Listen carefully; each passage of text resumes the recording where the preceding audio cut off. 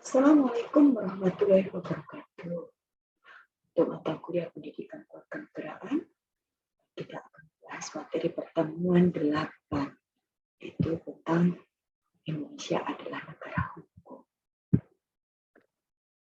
Pengertian negara hukum di sini bahwa negara hukum adalah negara yang berdiri di atas hukum, yang menjamin keadilan kepada warga negaranya, yang mana keadilan tersebut merupakan syarat bagi tercapainya kebahagiaan hidup untuk warga negara.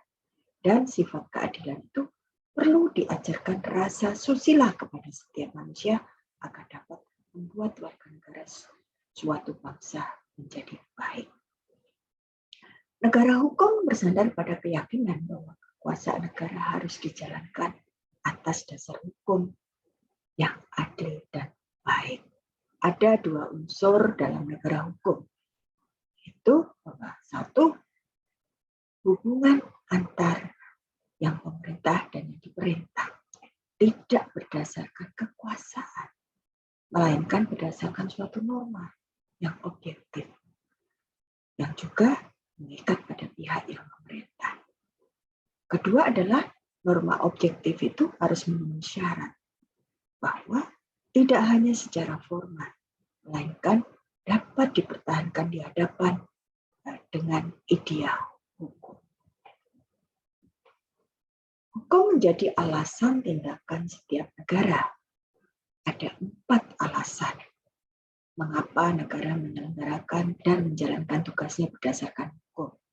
1, karena demi kepastian hukum. 2, tuntutan perlakuan yang sama.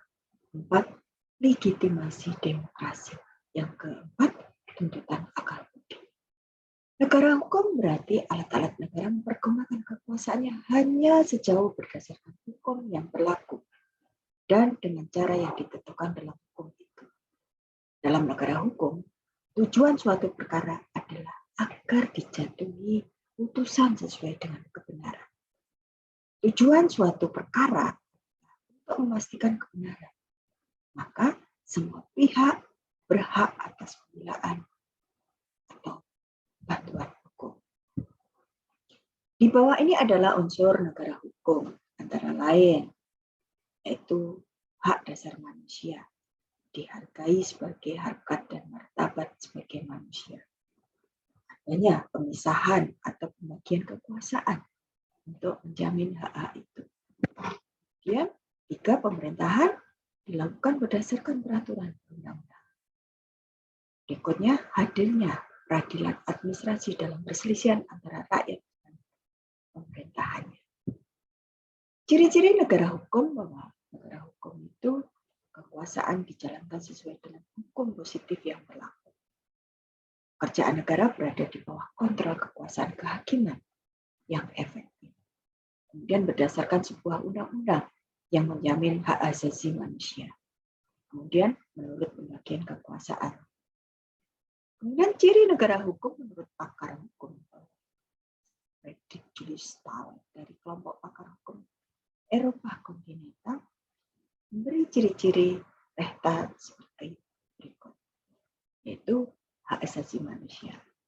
Yang kedua adalah installment payment or pembelaan atau pembagian kekuasaan untuk menanggung hak asasi manusia yang umum dan dikenal sebagai yang kita kenal sebagai kelas politik. Kemudian pemerintahan berdasarkan ketentuan peraturan. Kemudian peradilan administrasi dalam perselisihan. Di sini agar ada keseimbangan antara masyarakat dengan pemerintah. Kemudian kalau ditinjau dari sistem hukum yang berlaku di dunia, itu ada 2, yaitu sistem Eropa kontinental, yaitu bahwa sistem hukum dengan ciri-ciri adanya ketentuan hukum dikodifikasi, dihimpun secara sistematis yang akan ditafsirkan secara lebih lanjut oleh hakim dalam penerapannya. Hampir 60% dari populasi dunia tinggal di negara yang menganut sistem hukum ini. Kemudian sistem hukum common law system, di mana sistem hukum yang digunakan ini biasa digunakan di Inggris yang mana di dalamnya menganut aliran freely legal, yaitu di mana hukum tidak dibatasi oleh undang-undang, tapi hakim diberikan kebebasan untuk melaksanakan undang-undang atau mengabaikan. Bagaimana dengan Indonesia? Menganut sistem hukumnya di mana? Indonesia menganut sistem hukum Eropa kontinental, bahwa sistem hukum harus dihimpun dalam kodifikasi secara sistematika, kemudian dipakai untuk penerapan aturan hukum. Kemudian juga ada sistem hukum Anglo-Sakson. Sistem hukum Anglo-Sakson di mana sistem hukumnya didasarkan pada jurisprudensi, yaitu keputusan-keputusan hakim terdahulu yang kemudian menjadi dasar putusan hakim-hakim selanjutnya. Kemudian ada sistem hukum adat, yaitu sistem menggunakan seperangkat norma atau aturan adat kebiasaan yang berlaku di suatu negara. Misalnya di pedesaan terpencil yang masih mengikuti hukum adat dan memiliki sanksi sesuai dengan aturan hukum yang berlaku di wilayah itu. Kemudian adanya sistem hukum agama, yaitu sistem hukum yang berdasarkan pada ketentuan agama tertentu. Sistem hukum agama biasanya terdapat pada kitab suci masing-masing agama. Bagaimana dengan negara hukum di Indonesia? Indonesia menganut antara lain bahwa landasan yuridis negara hukum Indonesia itu tercantum dalam Undang-Undang Dasar 45. Secara nyata menyatakan bahwa Indonesia sebagai negara hukum, yaitu pada pasal 1 ayat 3 Undang-Undang Dasar 45 yang berbunyi, negara Indonesia adalah negara hukum.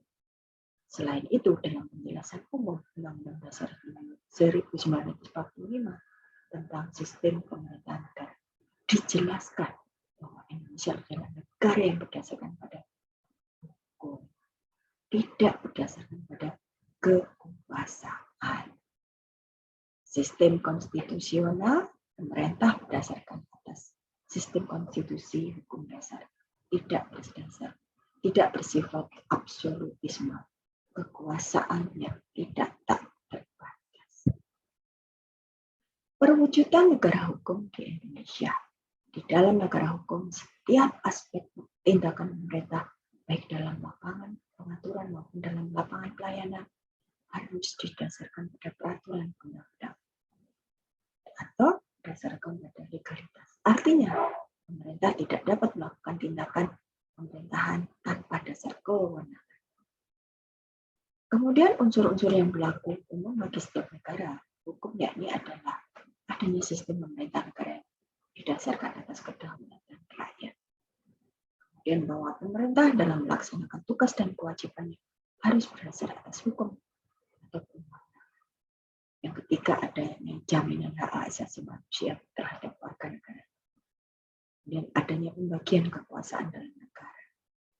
Yang berikutnya adanya pengawasan dari badan-badan peradilan yang bebas dan mandiri, independen. Dalam arti lembaga peradilan tersebut benar-benar tidak memiliki atau tidak memihak terhadap badan eksekutif yang ada. Kemudian juga adanya peran nyata dari anggota-anggota masyarakat atau warga negara untuk turut serta mengawasi perbuatan atau melaksanakan yang dilakukan oleh pemerintah.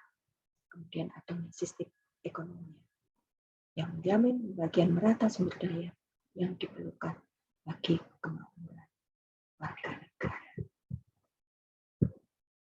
Macam-macam bidang hukum di Indonesia. Hukum dapat dibagi dalam berbagai bidang. Antara lain adalah hukum pidana atau hukum publik, kemudian hukum perdata atau hukum pribadi, hukum acara, hukum tata negara, hukum administrasi negara, dan hukum internasional, hukum adat, hukum Islam, hukum agraria, hukum bisnis, hukum lingkungan. Namun dari ketiga ini dibagi tiga bidang, yaitu hukum pidana, hukum perdata, dan hukum acara.